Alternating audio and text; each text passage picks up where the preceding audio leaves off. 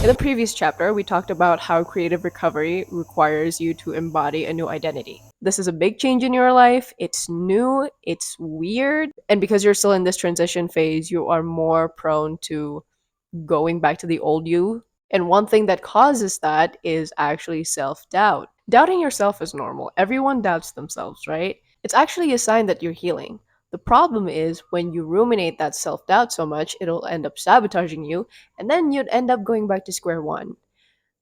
You don't want that. The author says a powerful antidote for that is positive affirmations, which we have talked about in the last chapter. Now, self doubt comes in two ways, externally and internally.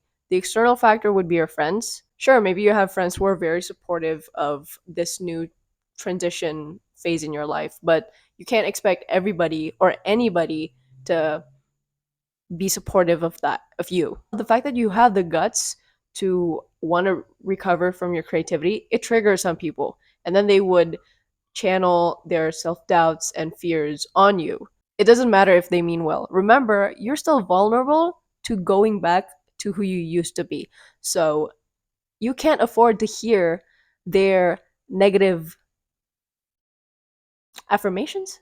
A few days after I read this chapter, I came across this video by Tofu Goob.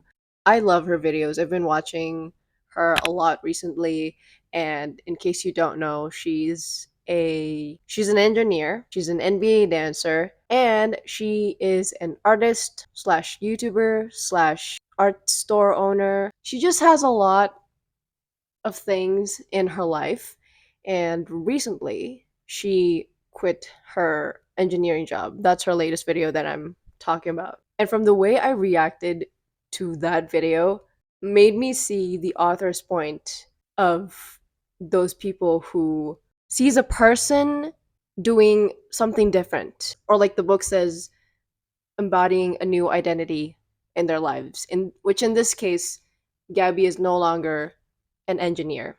Well, she is still an engineer, she just doesn't work as an engineer anymore, but you know what I mean, right? Because my reaction to that video was, on one hand, I was like, congratulations, you have less things to do, you have more freedom to do your art and your dance career. But on the other hand, I was like, are you crazy? You cut the only source of income that is stable.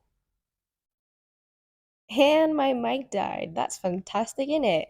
But my point is, I learned that both point of views are valid. But if you're at a place where you're taking the leap pursuing something big in your life, you will go through a phase of self doubt. And listening to people who only feeds on your self doubt isn't gonna help you move forward. Here's the thing, you took a big step in your life. That takes guts and major faith in yourself. I do not ask me why my accent just, I don't know. It changes randomly, okay? As I was saying, good for you for making that choice. Stand in your ground, okay? And Tofu Goop or Gabby, if you're watching this, and that's a big fat major if, just in case. I totally admire your decision.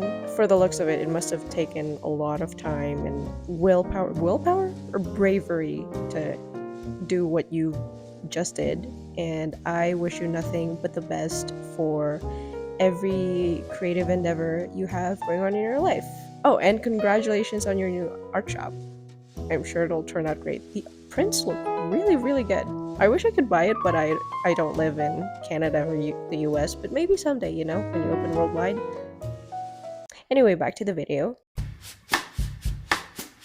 Okie dokie, I got my notebook ready, my pen ready. Okay, so this week the author gave 10 tasks, but I'm gonna show you just 3 of them, just so that I won't bore you. List 20 things you enjoy doing: rock climbing, roller skating, baking pies, making soup, making love again, riding a bike.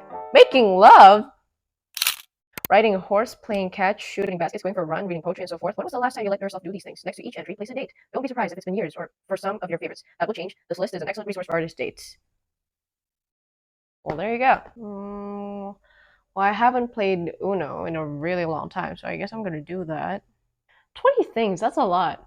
What do I want? I don't know what I want. I want. Dip back into week 1 and read the affirmations. Note which ones cause the most reaction. Often the one that sounds the most ridiculous is the most significant. Write 3 chosen affirmations 5 times each day in your morning pages. Be sure to include the affirmations you made yourself from your blurts.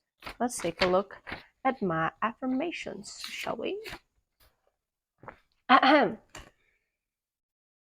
I don't sound like a phony. I don't exaggerate when talking. I can too give advice. I do look pretty on camera. I don't need equipment if I can't afford it right now. My thumbnails get better with constant effort and practice. I gotta say, I cringed the most at the I look pretty section. Hey, I already explained this the first time, but it wasn't clear. So let me just clarify some things, okay? Let me give you a bit of a context for this to make sense in case you haven't watched the previous videos. So in the previous chapter, the tasks were to write this affirmation out of the list that the author gave in the book. And once you write down that affirmations, negative blurts will come out of your head and you're told to write them down, right? So I did. One of them for me was I don't look pretty on camera. And the step after that would be to write positive affirmations from those negative blurts. So I turned that into I do look pretty on camera. I guess what I mean is sometimes I feel like I look ugly on camera because I tend to be very expressive and animated when I talk. Here's my story, but first, you're gonna have to learn about all these characters. Boom. But I am still an artist, Brenda. It lifts them up. Let's skip. It's as if this person's way is the way. And there's nothing wrong with that. It's just that I'm passionate and I talk like this. I was born this way. So whatever, man.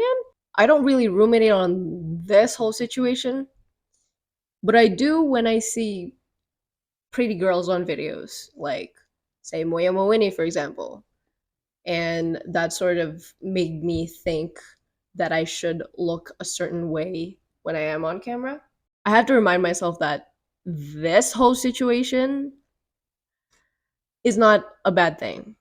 So yeah, I think that's all for this week. I'll see you guys next week. Oh, by the way, I used to be so obsessed with One Direction. Comment if you are or were a Directioner. I would love to know. Also, who was your favorite? Mine was it was Harry at first, and then I changed to Niall.